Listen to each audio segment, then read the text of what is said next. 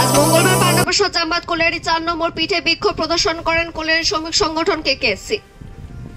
সংশ্লিষ্ট কোলিয়ারি শ্রমিক সংগঠন কেকেএসসির সভাপতি অজয় পাত্র জানান, কোলিয়ারি কর্তৃপক্ষ এলাকার পদ্মাবতী স্থান মন্দির থেকে বেনারি যাওয়ার প্রধান রাস্তা দুই পাশে মাটি জমা রেখেছিল। পরে সেই সব জায়গায় মাটি তুলে নেওয়ায় খালের সৃষ্টি হয়েছে। দুই রাস্তা দুই পাশে জমেছে জল, ফলে বিপদের ঝুঁকি নিয়ে রাস্তায় যাতায়াত করতে বাধ্য হচ্ছেন এলাকাবাসীরা।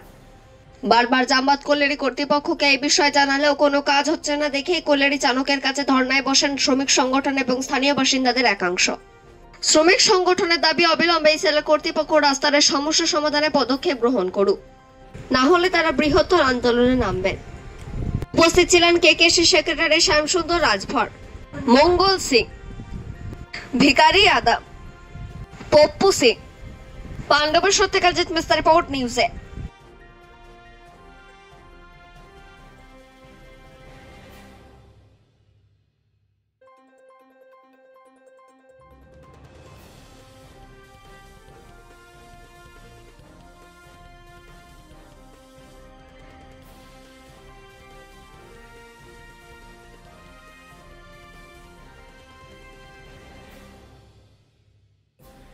ধর্নায় বসতে বাধ্য হয়েছি এই জন্যে যে আমাদের যে মেন রাস্তা পদ্মাবতী থেকে যে বেনারি আসার যে রাস্তা, সেই রাস্তাটাতে দুদিকে মানে মাটি রাখার জন্যে যে ডোবা মতন হয়ে যে রাস্তার যে দলাটাই, সেই জায়গাটায় আজকে বৃহস্পতিবার দিন থেকে এখনও পর্যন্ত জলে ভর্তি আছে। একটা স্কুল গাড়িও ডুবে গেছিলো, কোনোরকম করে উদ্ধার করা হয়েছে।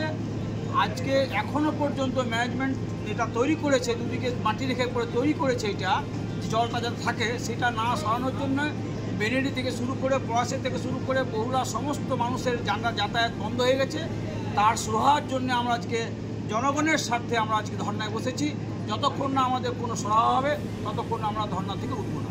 আগে ম্যানেজমেন্টকে আমরা বারংবার বলেছি যে দুদিকে মাটি হয়ে গেলে জল কোন দিকে যাবে, বাঁ দিকে মাটি, ডান দিকে মাঝে দোলা, সেই দোলাটায় জল দাঁড়িয়ে আছে, প্রায় 10-15 ফুট জল দাঁড়িয়ে আছে, যে কোনো গাড়ি ডুবে যাবে। এটা ম্যানেজমেন্টকে আগে জানিয়েছিলাম, কিন্তু কোনো ভ্রুক্ষেপ করেনি। আজ তার জন্য আমরা বাধ্য হয়ে ধর্নায় বসেছি। আমি হচ্ছি কয়লা খাদান শ্রমিক সংঘের সভাপতি অজয় পাত্র।